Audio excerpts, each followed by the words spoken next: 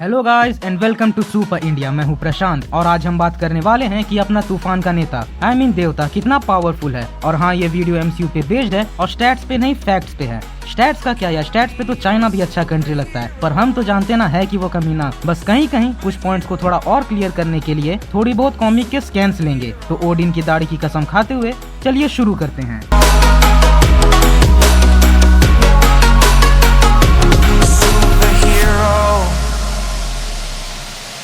तो एमसीयू के 11 सालों में हमने किलो के भाव में सुपर हीरोज को देखा है, इंसान से लेके गॉड्स तक। हाँ कुल तू भी है यार, चल आधा इंसान। तो इन सभी को देख के मन में ये ख्याल आता ही है कि भाई अब तक सबसे पावरफुल हीरो कौन रहा है। तो आज के डिस्कशन में कुछ पॉइंट्स होंगे जिन पे बात होगी, जैसे strength, durability, skills, energy projection, leadership और लास्ट में पावर फीट। और एंड में आप सब के लिए भी कुछ है जिससे आप क्लियर हो जाएंगे कि क्यों थॉर अभी तक का सबसे पावरफुल सुपर हीरो है एमसीयू में। तो सीधे आते हैं स्ट्रेंथ पे, और स्ट्रेंथ से मेरा मतलब मैं पहले क्लियर कर दूं, जिसे हिंदी में बाहुबल कहा जाता है। तो इसमें थॉर ने लिटरली एक न्यूट्रॉन स्टार फोर्ज के रिंग्स को मूव कराया है। तो कुछ लोग बोलेंगे कि वो रॉकेट का शिप था, बट उसके थ्रस्टर्स थे जो उतना फोर्स पैदा कर रहे थे, बट उसे तो थॉर ने ही अपने हाथों से काउंटर किया था। थैनोस के स्ट्रेंथ को कई देर तक रोका है। अब यहाँ पे एक बात है, एंड गेम के इस स्टार्टिंग सीन में थैनोस अपने लेफ्ट हैंड से ही कैरोल के पैर को ओवर पावर कर रहा था।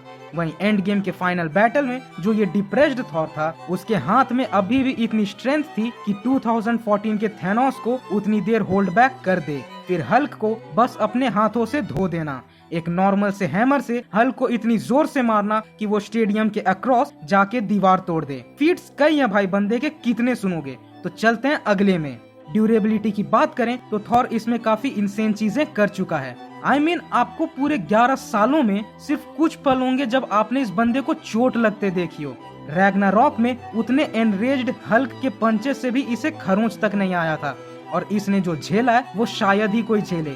एक पूरे स्टार का फुल फोर्स, वो भी इतनी देर तक। बट अभी रुकिए, वो पावर जेम जिसके टच डाउन से ही रेसेस खत्म हो जाती हो, उस पावर जेम के डायरेक्ट कांटेक्ट को झेला है, वो भी इंक्रीजिंग इंटेंसिटी के साथ। और एक चीज, थॉर रियलिटी जेम के इम्पैक्ट से भी डायरेक्टली फेस टू फेस आया है, और इसने तो एथर का मजाक ही उड़ा दिया था, ये कह के हमें तो लगा था इस ताकत के साथ तुम ज्यादा जोर से मारोगे।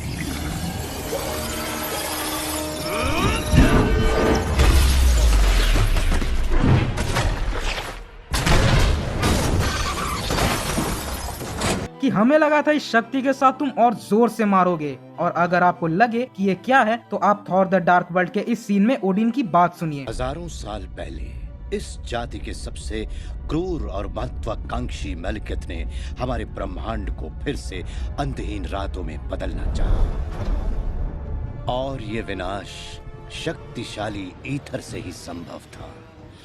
अनंत विनाश का एक प्राचीन अस्त्र, जहां उसने एथर को the weapon of infinite destruction कहा था, बट उस चीज का थॉर ने मजाक उड़ा दिया। तो सॉरी हल्क, तेरा पत्ता कट गया भाई। तो आते हैं कौन कितना पानी में है, यानी स्किल्स पे। अब यहाँ पे कई लोग कहेंगे कि कैप्टन और कैरल, ब्लैक पैंथर और बकी भी हैं। तो रुको जरा, सबर करो।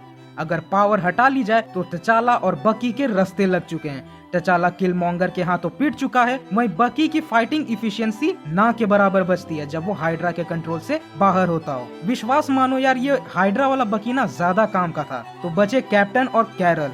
तो बेशक जितना हमने देखा है, कैप्टन कुछ ज्यादा ही फियर्स है बैटल में, वहीं कैरल को क्री फाइटिंग में टीचिंग मिली है, बट थॉर की ट्रेनिंग भी ओडिन ने की है। और आप इस बात से समझिए कि आप एक आर्मी ट्यूटर को 9 रियासतों के परमपिता से कंपेयर तक नहीं कर सकते। हमें ये अंदाजा तक नहीं है कि थॉर के यंग एज में उसकी ट्रेनिंग किस लेवल पे हुई होगी, इंसानी सीमाओं से कहीं ज्यादा। ऑफ कोर्स कैप्टन और कैरल से तो कहीं ज्यादा। वो अपने पावर्स के बिना भी शील्ड स्पेशल एजेंट को कूट चुका है, और बेशक वो इससे ज्यादा फियर्स भी होगा। तो बात एनर्जी प्रोजेक्शन की, तो भैया लोग और उनकी दीदी लोग, मैं आपको बता दूं कि लाइटनिंग समन करना भी एनर्जी मैनिपुलेशन में ही आता है, तो ऐसा नहीं है कि अपना थॉर ये नहीं कर सकता। थॉर लाइटनिंग पे कंट्रोल इतना कमाल का रखता है कि ये खुद के लिए तो वो जनरेट करता ही है, साथ ही वो डिस्टेंट जगहों और अपने चारों तरफ भी ये समन कर सकता है। रैग्नारॉक मूवी में आप देख सकते हैं जिस जगहों से थॉर आगे बढ़ जा रहा था वहाँ भी वो लाइटनिंग स्ट्राइक करवा दे रहा था। तो बैटल में आप इसे मारना क्या, आप थॉर के करीब तक नहीं जा सकते।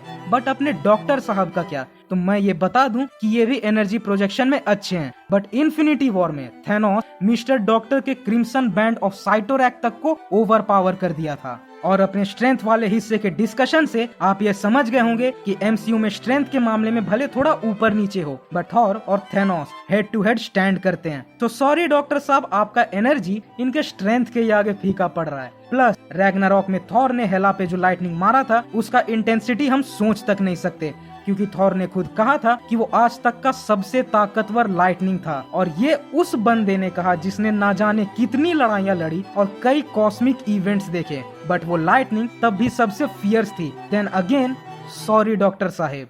अब आते हैं लीडरशिप पे। तो बेशक कैप्टन ने आज तक हर बार एवेंजर्स को लीड किया एमसीयू में, और कैरल ने पता नहीं किन्हें लीड किया, पर चलो कोई बात नहीं। हाँ, तो कैप्टन कई स्ट्रेटजीज और टैक्टिक्स जानते होंगे लड़ाइयों के, कई तरह से प्लानिंग करना। बट ये तो है जो हमने देखा, बट ये सिर्फ आधी तस्वीर है। और जैसा कि टोनी पुत्र अल्ट्रॉन ने कहा था, पूरी तस्वीर देखने की जरूरत होती है, तो चलिए उसे भी देख लेते हैं। कैप्टन ने आर्मी ट्रूप्स को लीड किया वर्ल्ड वॉर 2 में, और एवेंजर्स को भी। अगेन कैरल ने पता नहीं किन्हें लीड किया, पर टचाला ने लीड किया पूरे एक देश के आर्मी को। पर थॉर ने 1500 सालों तक पूरे एक रेल्म के आर्मी को लीड किया है। थॉर मूवी में ही हम देख चुके हैं कि थॉर के वॉरियर बनने के बाद ओडिन अब खुद वॉर्स में जाना छोड़ चुके हैं, और पूरे रियासतों में शांति बनाए रखने की जिम्मेदारी थॉर संभालता है। उसका एक नजारा है थॉर द डार्क वर्ल्ड में वैनाहाइम की लड़ाई। तो अब जरा खुद सोचिए, थॉर पूरे एसगार्डियन आर्माडा का लीडर रहा है। The army vast enough to fight interplanetary wars, वो भी गॉडली बीइंग से। ऊपर से इसने अनगिनत लड़ाइयां लड़ी। कैप्टन की जितनी एज है ना, वैसी 15 जिंदगियां जी चुका है थॉर। हजारों सालों का एक्सपीरियंस, वो भी वॉर में। And believe us, we are not from Moscow भाई लोग, हमारी डिग्री अच्छी है, स्पेशली देसी है। तो भले कैप्टन ने लीड किया, बट थॉर सिर्फ कुछ स्क्वाड्स को लीड नहीं किया है, उसने आर्मीज और हजारों वॉर्स को लीड किया है। तो अब आते हैं वीडियो के आखिरी हिस्से में। इसमें एक ऐसा एस्पेक्ट है जो थॉर को लिटरली सबसे ज्यादा अपर हैंड देता है बाकी सभी हीरोज से, वो है एक्सपीरियंस। अगर आप भूल रहे हो तो थॉर की पूरी लाइफ बस वॉर्स और एनिमीज में बीती है। इवन ओडिन बस उसे एज अ वेपन भेजता था वॉर्स में, और आप थॉर को एक किल मशीन या एक वॉर हॉर्स कह सकते हैं। इसने 3000 से ज्यादा अपने दुश्मनों को मारा है, और उन हजारों लड़ाइयों में इसके किल काउंट्स हम सोच भी नहीं सकते हैं। अगर एंड गेम में कोई बंदा था जो थॉर के एक्सपीरियंस को टक्कर दे सकता था, तो वो सिर्फ थैनोस था। थॉर का एक्सपीरियंस यहाँ से समझिए, उसने थैनोस के साथ हुए उसके पहले एनकाउंटर से ही उसकी औकात नाप ली थी। इवन थैनोस क्या, उसने इन्फिनिटी जेम्स की भी औकात नाप ली थी कि इन जेम्स में भी कितना दम है। तभी उसने रॉकेट से कहा था कि थैनोस कुछ नहीं है, बस मेरी लिस्ट में एक नया नाम है। आप ये बात समझते हैं कि कितना माइटीनेस बनाती है थॉर को।